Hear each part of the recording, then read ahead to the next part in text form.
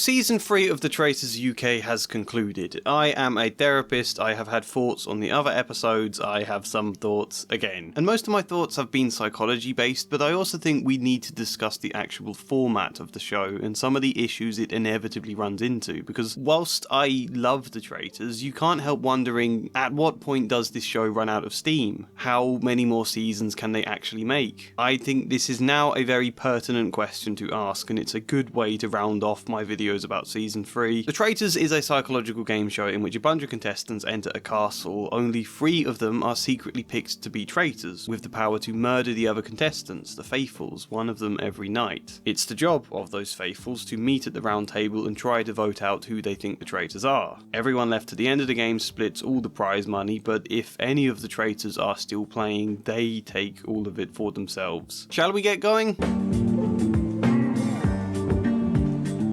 This video will now provide spoilers for the events of the Traitors final. I deliberately avoided revealing things I didn't need to in other videos. I sometimes worded things in odd ways so it could omit certain facts, but now we need to kind of spoil everything. Episode 11 revealed a new twist to the show. The power of the Seer. One person granted the ability to pick any other player in the game and learn for a fact whether they are faithful or traitor. This was an interesting twist, and I think very much needed, because honestly, I tend to find the finals to be the least interesting bit of this show. By that point, there are roughly only 5 contestants left, which makes it a hell of a lot easier to predict what's going to happen, because there's inevitably a lot less variables than the early game. Also, and I think this criticism is kind of unfair, but you don't get the sense anybody earns the win at the end of this. Most reality competitions have a final where the contestants have to really fight for the prize and show off their ability within the contained setting of one last episode, one last challenge. And then whoever wins deserved it because they did the best at whatever the competition is, and that's just not the case here. I mean, of course it's not. So often the Traitors has had nothing to do with skill. Skillful players often get murdered for being too much of a threat. Sometimes very trustworthy players are struck with bad luck or being in the wrong place at the wrong time, and all of that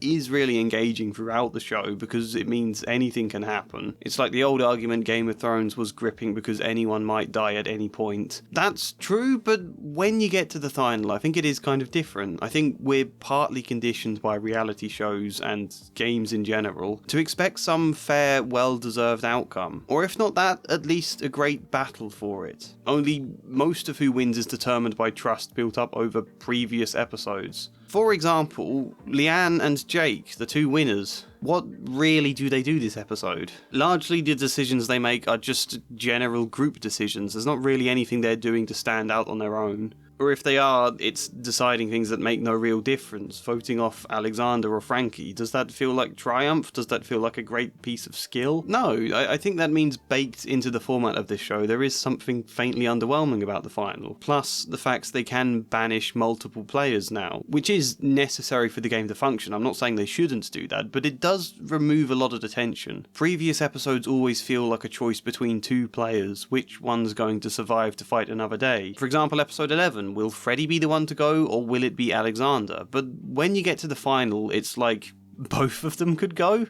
We should have a final here that feels like, will it be Frankie or will it be Charlotte? But there's a lot less tension when you remember the answer to that question is probably both of them are going to be banished, and obviously also Alexander. Okay, this is partly also the fault that nobody's true identity is revealed in the final this year. That's also a new change. Normally the second they banish someone, they're revealed to be either a traitor or a faithful, and that's why Season 1 had several winners. They were all stressed, fearing there might still be a traitor in the group, so they banished Wilf. He then admitted he was a traitor, and that was like confirmation. That's then the relief. It feels like, okay, we've got one, maybe we're safe now, so they ended the game. But if you're never given that feeling of relief because you never find out who's a traitor or not, you remain on edge. You remain much less likely to trust each other, much more likely to just keep banishing people because there's then less risk that way. This is where the Seer twist, whilst very interesting, doesn't actually make the final any more compelling. Neither does not revealing the identities of the banished traitors. The compelling moment is who wins the power of the Seer, learning it's Frankie, and then who does she pick to use it on. That's the dramatic climax of this show, and it happens at the end of episode 11 before the final. As a result, the drama is on a downwards trajectory from that point on, and when we're conditioned to expect big finals in TV, that does make it feel underwhelming again. Like, after you learn Frankie picked Charlotte with her Seer power, you can pretty much predict everything that happens. Both me and Kirsty said to each other at the end of episode 11 that both Frankie and Charlotte will be banished because of this, and also likely Alexander because people had already stressed a lot that they don't trust him. The only thing that might have saved Alexander is if they banished Charlotte and she was revealed to be a traitor, so that they all got to feel successful, got some confirmation, but they don't get that this year, so the suspicions are just inevitably too high on him. And similarly, Frankie and Charlotte each telling two versions of events. Who will be believed? Neither of them have to be. That's the only safe option. Banish them both. So, of course that's what happens. Not only is this really predictable, but that's like the whole conflict episode 12 is framed around. The big tension, the structure of this episode is all about Frankie versus Charlotte, and it's an irrelevant question. It fundamentally does not matter because the conclusion will always be that both of them lose. And that makes a lot of episode 12's tension feel kind of manufactured. I feel that even in Charlotte herself, I think she feels she's already lost at this point, and she doesn't really want to run such an intense attack on Frankie, her best friend in the game. It would need to be intense to save her, so you do get a few low blows, but I feel like she doesn't really want to do any of that, only she now has to, because otherwise there is zero tension to the final at all. If she just gave up here, that's the entertainment completely gone. I think she does an admirably good job in those circumstances. So, yeah, is that a problem? That the most climactic event in this show happens before the final, and that its outcome determines everything thereafter? Arguably it's quite pedantic, because I still very much enjoyed this show, and it could have gone a bit differently had Frankie not won it, or had she not picked Charlotte. That's true. However, I do personally think the Seer power should have come in an episode or two earlier, so that there were a lot more variables. But the hope is doing it right before the final will make the final epic. I think both this change and not revealing the contestants' identities at the end. I think the fact the show made those changes is evidence to suggest that they feel the final can be underwhelming, that they wanted a new twist to try and shake it up. Unfortunately, I think it did kind of backfire here, not awfully, but again it suggests, yes, there is a problem here with the final. One that's never been too glaring, but the more this show keeps going with season after season, will those issues become harder to overlook? At what point are we just relying on manufactured twists to keep engagement here? I honestly, I don't know why I feel so nervous.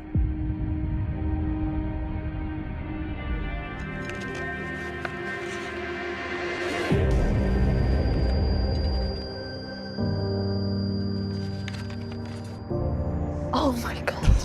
Oh, you better believe it's World Anvil. They are sponsoring this video, they are offering you 51% off, and they are an online tool for building worlds, you may have guessed. But also creating characters, designing and managing campaigns for all sorts of different games. My best friend uses it for D&D, but there's lots of other games. You can use it for planning your stories, writing your stories, working on all sorts of creative projects. For me, it is my novel. I need a tool like this, otherwise I am far too chaotic. We're moving flat soon, and I literally have 6 cardboard boxes full of random sheets of A4 paper I've written old ideas on. Pre-World Anviled me was a nightmare. So with something like this, not only can I keep everything organised, keep it all in one place, be able to easily edit things, but I can create timelines, I can create hyperlinks branching off specific characters or articles, or a billion other things that just make it so much easier to find stuff. Planning things can be hard, especially when there's so much to do, but having all of these tools to help visualise it, to help split everything down into specific points, articles one at a time, it helps immensely. I'm not going to show you because it's a secret, but I've created different bio pages for all of the characters in my world, even the minor ones, which house they live in, what their job is, who they're friends with, who they hate, what different beliefs they have or opinions about events that go on in a book, or whatever. So, World Anvil is great. I hope you can hear my passion, and if you desire, if you crave. If you call to the heavens for a 51% discount, then use the code TREE, or click the link in the description, or the pinned comment, or if you just want to try out the free version, then go for that. You know, there's no time limit on it. Test it out for as long as you want. World Anvil.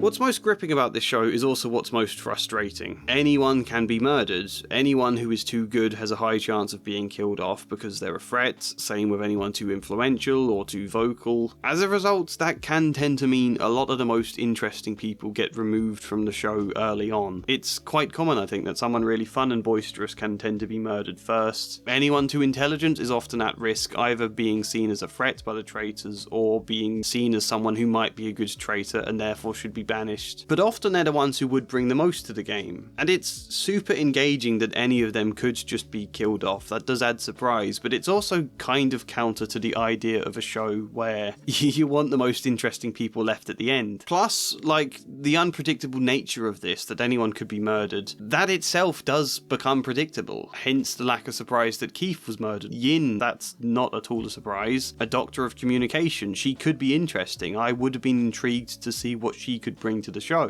Does her background provide any insight in real time? Who knows, because she made the huge blunder of telling everyone who she was. In her Uncloaked interview, she confesses that she was trying to make herself look a bit stupid by pulling confused faces a lot. And yet, she was also literally walking around telling people her job and using phrases like social capital. I'm not going to sleep tonight because I have not built enough social capital. Of course you're gone. From the moment she said social capital, you could sense she was going to be murdered either next or soon. So that's both a real shame because she would have added something different, and also quite predictable. That kind of murder might have felt like a twist in season 1, but it doesn't anymore. Although I will say her time in the castle is quite a good reminder that there are different types of intelligence. You can be a doctor of communication and also lack self-awareness about what you're communicating when under stress. I think I would be exactly the same. Generally, I think the show has done a good job of mitigating this problem through very good casting. There's lots of factors that I imagine make it hard to predict how potential contestants will actually be when they're on the show. Will they be entertaining to watch? Will they add insight? Will they have new dynamics? Will they be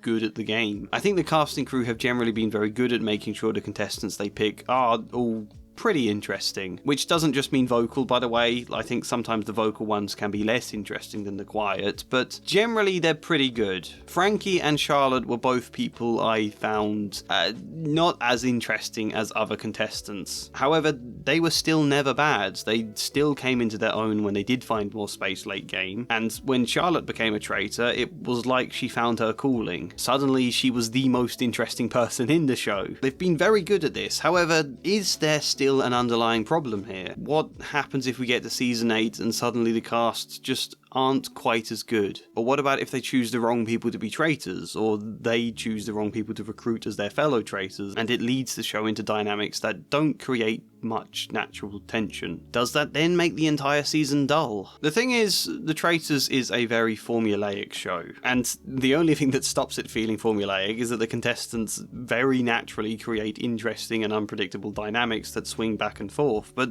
if there's a season with less of that, or if the types of contestants and the types of dynamics start to feel too familiar, will the whole show be formulaic and repetitive? Potentially. I mean, it's a problem also that when traitors are banished, the rules allow them to simply recruit a new one. That can make it sometimes feel like there's no victory, like it's just back to square one. Everything goes round and round, and there's almost certainly going to be a traitor or two in the final, regardless of anything. I think the more you come to expect that, the more the show will start to feel the same. So I think I would actually prefer it if the traitors weren't guaranteed the chance to recruit. I think it does still need to happen once or twice, maybe, but perhaps there's only like a 33% chance that they are allowed to send a recruitment invitation.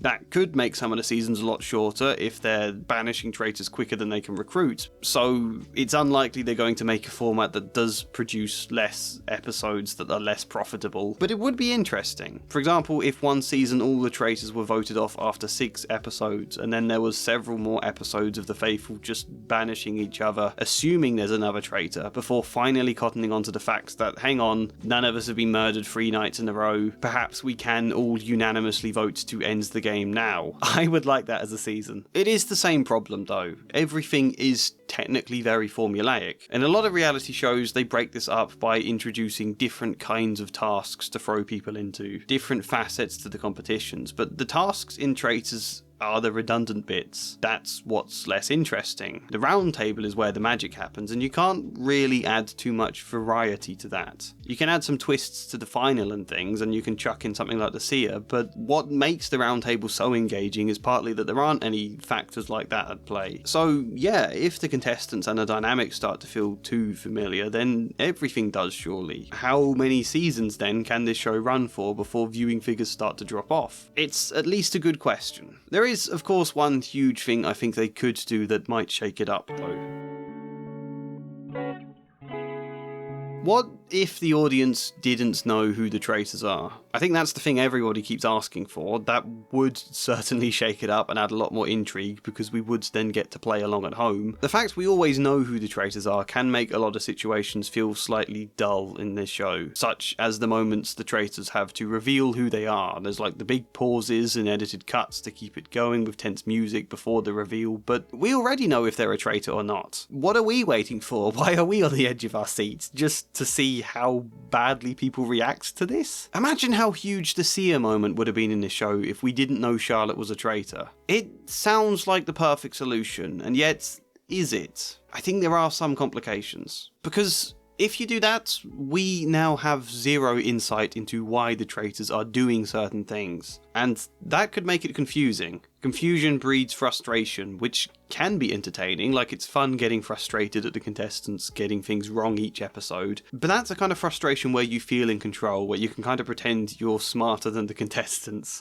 If the frustration is that you yourself don't know anything, that might put a lot of people off. It might not be an enjoyable viewing experience. Plus, the great twists in all stories are the ones where it is surprising, but that you can understand the logic behind it once it's happened. You can see that there was set up and payoff, even if you didn't consciously spot it. But if we don't get scenes of the traitors discussing their plans or their interviews with the camera explaining their thoughts, then we don't get any setup at all. It's just the jarring switch from one shock to the next without any context around it. Oh, this person has been murdered. Why was that? I don't know. Not to say you can't find creative solutions to this issue, but it would be difficult, I think. Sometimes that might mean losing some of the comedy. For example, the contrast you can have between Linda's interview talking about how great an acting performance she's going to give with her tears, and seeing her give a very bad acting performance. You can't do that. I think it would mean losing most of the interesting strategy, like, for example, Charlotte choosing late on to recruit Freddie as a traitor, then withholding the fact she knows Leanne has a shield where only Freddie and Alexander don't, so that when they choose to murder Leanne and it fails, Freddie and Alexander both look guilty. That's a very interesting strategic play. How do you convey that to an audience without them knowing who Charlotte is? You can't. All you can do would be explain it at the end of the show, but that wouldn't be the most engaging. And thirdly, the show would move a hell of a lot slower because the audience would need time to be able to get to know and scrutinise all the players early on in order to judge who the traitors might be. Like, this show starts with around 20 people. We would then need a lot of time to see and learn things about all of them. We'd need to be given a lot of evidence that you don't necessarily get in the show as it is, and that could be difficult. It could even be quite boring. As the show is, you can kind of breeze through most of these contestants until key events put them under a spotlight later on. You can do that because we have the three traitors as the focal point. They are kind of the guiding perspective at the beginning of the show. If it can't focus on them, it has to focus on everyone, and that would take a lot of time in the early episodes. Again, that's not to say this kind of format is impossible, but it would be very difficult to edit well, and to do that consistently for every season. So I can understand exactly why the creators might be hesitant to try this kind of thing. However, I still really wish they would give it a go, even if it's for a one-off season. Increasingly, I think the traitors will have to switch up a lot of stuff in order to stave off the potential for this show to feel repetitive. I think season 3 is the worst season so far. Is that a coincidence? Probably not. Will season 4 or 5 be better? They could be if they get the twists right, but that's also kind of living on borrowed time. Which itself is fine. The Traitors is a great show partly because it feels so fresh and so different that obviously can't last forever. I'm more than happy to enjoy this ride while it lasts. Season 3 might be the worst of the UK one so far, but it's still very good. I still had an absolute blast, and I still want to know what you all think. Comment your thoughts, goods or bads. Tell me if I'm a complete idiot with this one. Like the video if you liked it. Subscribe, maybe even support me on Patreon or buy me a coffee. But otherwise, hopefully see you next time. And as ever, a special thank you goes to Flying Spider, Grace, Kellyanne Davidson, Luke Orr, Michael Gallagher, Chad Bramwell and Joshua C. Follier. Thank you.